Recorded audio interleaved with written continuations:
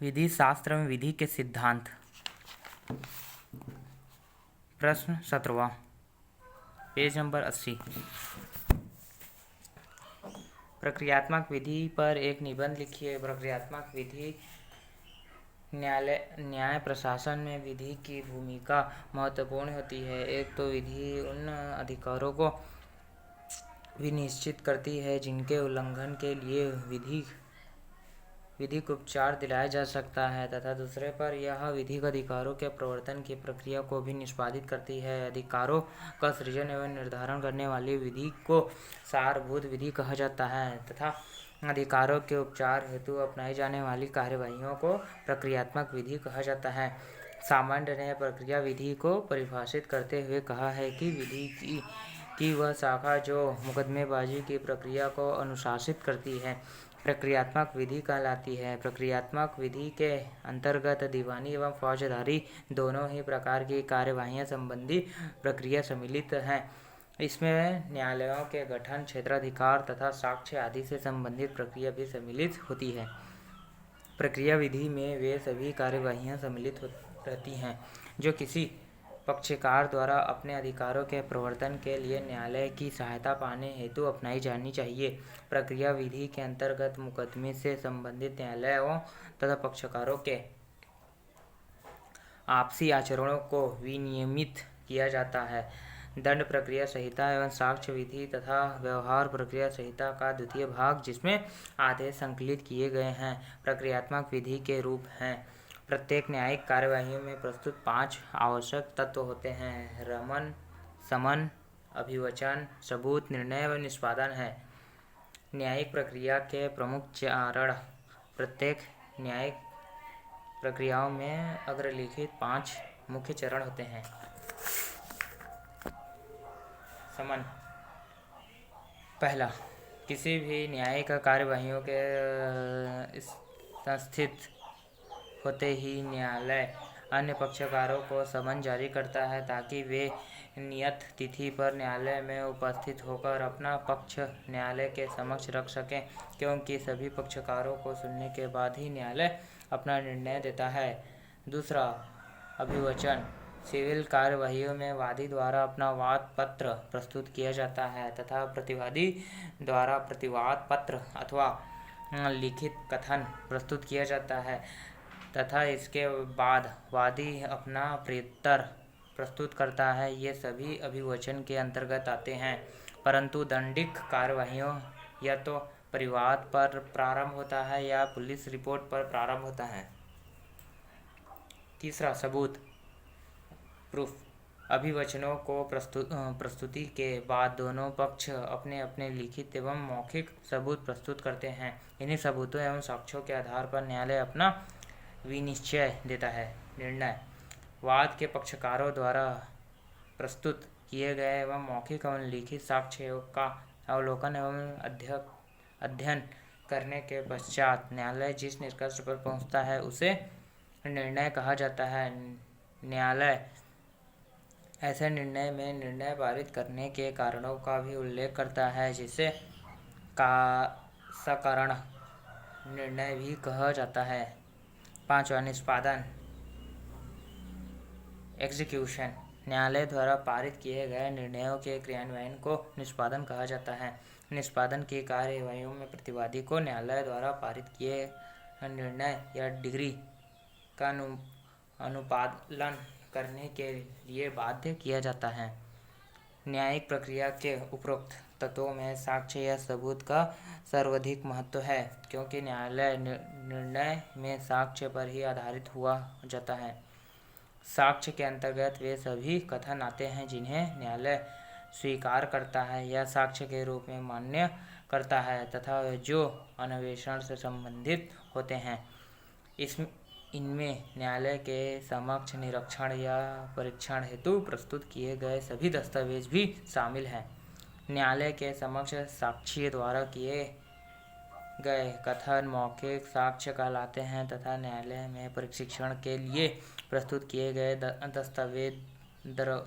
दस्तावेजी साक्ष्य कहलाते हैं। किसी मामले में दस्तावेजी साक्ष्य के अतिरिक्त प्रमाण के रूप में जो अन्य भौतिक वस्तुएं प्रस्तुत की जाती हैं उन्हें वास्तविक साक्ष्य के नाम से जाना जाता है। यह उल्लेखनीय है कि साक्ष्य एवं सबूत प्रूफ का अर्थ समान नहीं है। साक्ष्य का परिणाम सबूत है, जबकि साक्ष्य सबूत का माध्यम है तथा सबूत की नवीन साक्ष्य होती है। साक्ष्य के विभिन्न प्रकार। भारतीय साक्ष्य अधिनियम के अनुसार साक्ष्य के प्रकार निम्नलिखित हैं। मौखिक। पहला, मौखिक साक्ष्य ओरल एविडेंस। वह समस्त कर्तव्य जिन्हें न्यायालय अनुज्ञा देता है यह उपेक्षित करता है कि ग्राहकों के द्वारा उसके समक्ष संबंधित तथ्यों की सत्यता के विषय में कहा जाए। मौखिक साक्ष्य कहलाता है।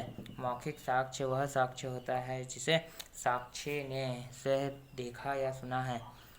भारतीय साक्ष्य अधिनियम की धारा 60 के अनुसार मौखिक साक्ष्य से निम्नलिखित आशय लगाया जा सकता है। पॉइंट नंबर 1, यदि वह किसी देखे जा सकने वाले तथ्य के बारे में है तो वह ऐसे साक्षी का ही साक्ष्य होगा जो कहता है कि उसने देखा है।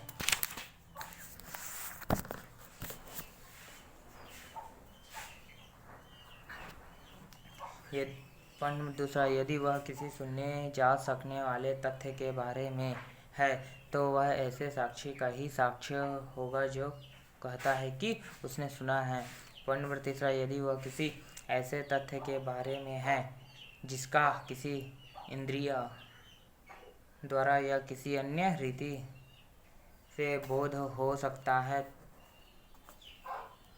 तो वह ऐसे साक्ष्य का ही साक्ष्य होगा जो कहलाता है कि उसने उसका बोध इंद्रिय द्वारा या रीति से किया है।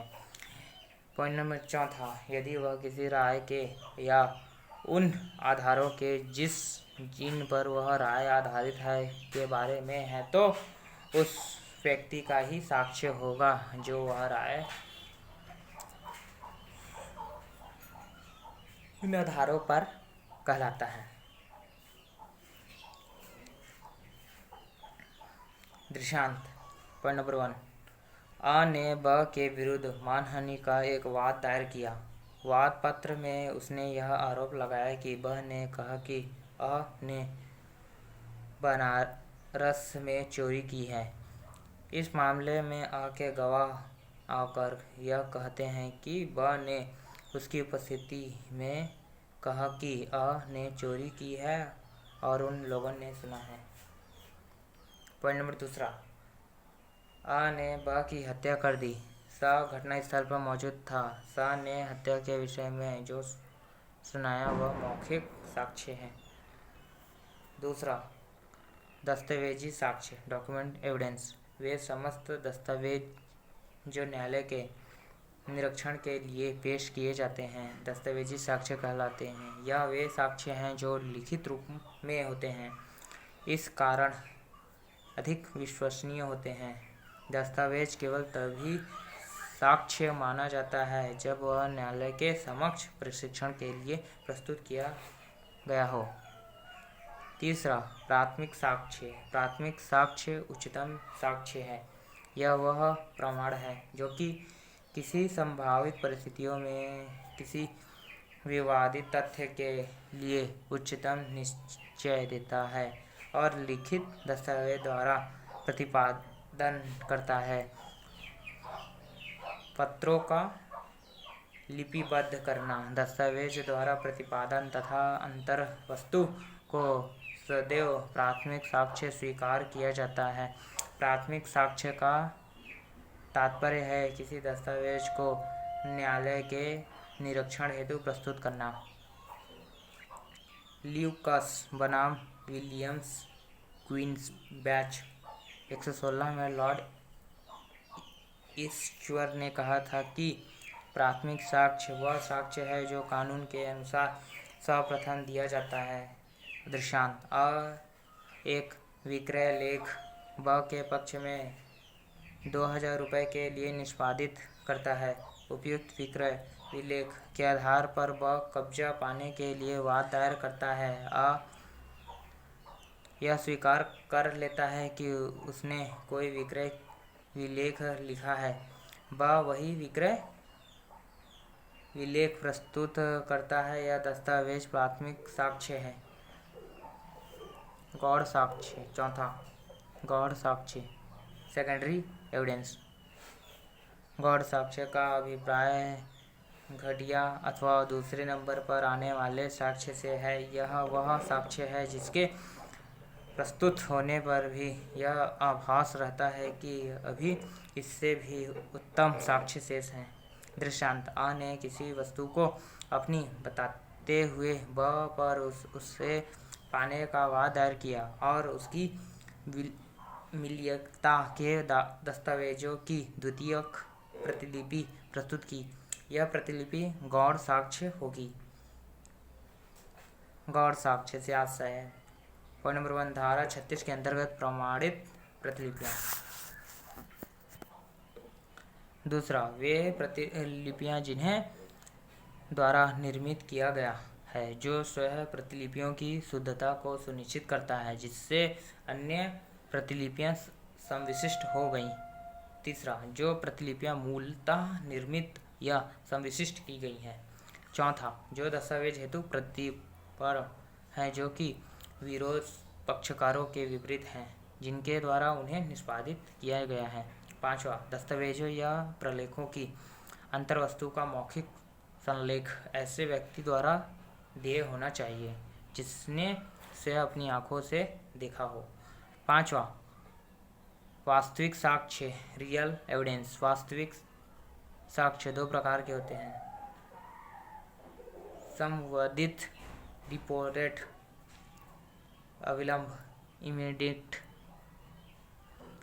संवादित साक्ष्य के दर्शन केवल उन्हीं परिस्थितियों में होते हैं जहाँ की न्यायालय स्वयं ही साक्षी हो।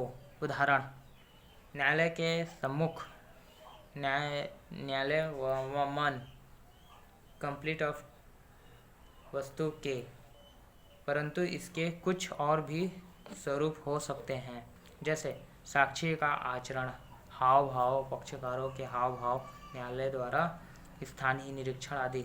दृष्टांत: एक हत्या के मुकदमे में वह औजार जिससे की हत्या की गई न्यायालय में न्यायाधीश एवं जूरी को दिखाने के लिए लाया गया। इस प्रकार के साक्ष्य से सीधे न्यायाधीश और जूरी की भावनाओं को संबोधित किया गया है। यह वास्तविक साक्ष्य कहलाता है। यह अत्यंत असंतोषजनक साक्ष्यों में से है।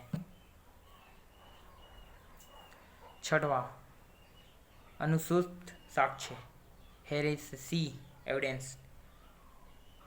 अनुसूत साक्ष्य बहुत ही निर्बल होता है क्योंकि यह साक्षी के व्यक्तिगत ज्ञान पर ही आधारित होता है।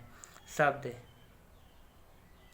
से हेरेसे दो शब्द हेरी अर्थात सुनना एवं से अर्थात कहना से मिलकर बना है। अर्थात अनु से साक्ष्य का अभिप्राय है। सुनकर